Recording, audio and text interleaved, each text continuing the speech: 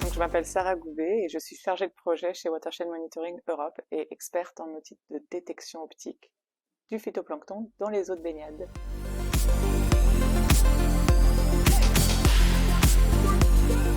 C'est une entreprise qui a été fondée en 2013 à Québec et suite à une rencontre avec l'Eurométropole de Strasbourg lors de la IFAT à Munich il y a quelques années, on nous a proposé de passer un concours d'incubation à l'Eurométropole de Strasbourg. Et donc, on a été incubé à partir de 2019 à l'International Space University à Ilkirch-Grafenstaden. Et bon, c'était pas la meilleure année pour s'implanter. Ça a été un peu doux au début, le démarrage, mais là, on commence à vraiment se faire connaître. Et on est une entreprise composée d'experts scientifiques, pluridisciplinaires, mais tout tourné autour de la gestion de la ressource en eau, basée sur une gestion intégrée de la donnée relative à l'eau, que ce soit la qualité et la quantité, de la source au robinet jusqu'au rejet, à l'échelle d'un bassin versant. On va travailler avec toute structure qui utilise l'eau, qui distribue, assainisse ou suit la qualité de l'eau. Donc ça peut être des industries qui doivent rendre des comptes sur la quantité et la qualité de l'eau qui rentre et qui ressort des industries. Ça peut être des communautés de communes qui s'inquiètent de la qualité de leur eau de baignade sur un lac. Donc c'est très large. Mais principalement, nous voudrions travailler principalement avec le secteur public, effectivement.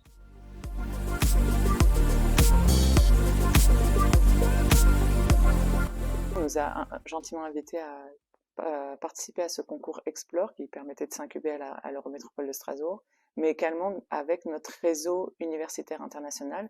Nous avions déjà travaillé avec plusieurs étudiants qui venaient de l'ENGES, par exemple, et on se rendait compte de leur haut potentiel et leur haut niveau. Ce sont vraiment des étudiants de qualité.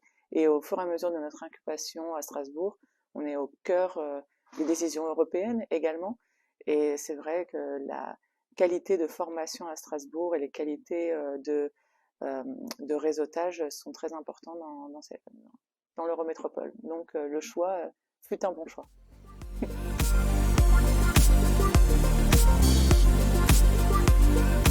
Professionnellement, c'est vrai que l'on est amené à rencontrer très régulièrement des acteurs, des décideurs publics.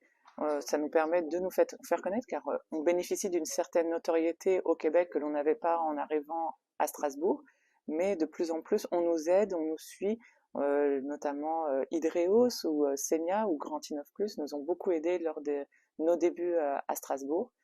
Et les événements comme aujourd'hui 360 Grand Est sont tellement remplis d'opportunités et très très bien organisés. Donc effectivement, professionnellement, c'est très agréable de travailler à Strasbourg. Moi, je suis originaire de l'ouest de la France, donc j'avais une image très mauvaise de l'est de la France à cause de mes cours de géographie au lycée, où j'imaginais une région très grise, très industrielle.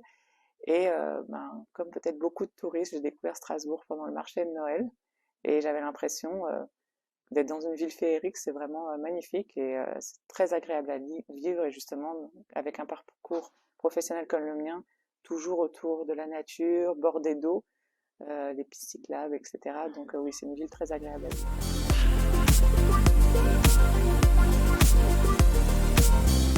J'ai un petit coup de cœur pour la ville de Colmar.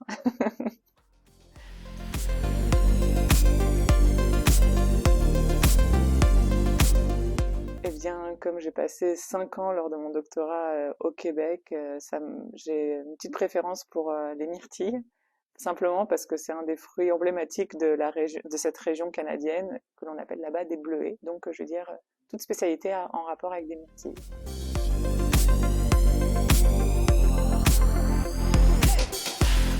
Notre équipe, en plus d'être pluridisciplinaire, elle est aussi multiculturelle. Par exemple, notre présidente est allemande. Donc c'est vrai que de s'implanter à Strasbourg fut un choix aussi de cœur. Et c'est vrai que la situation géographique nous permet de rencontrer des acteurs publics à l'échelle nationale, mais aussi internationale.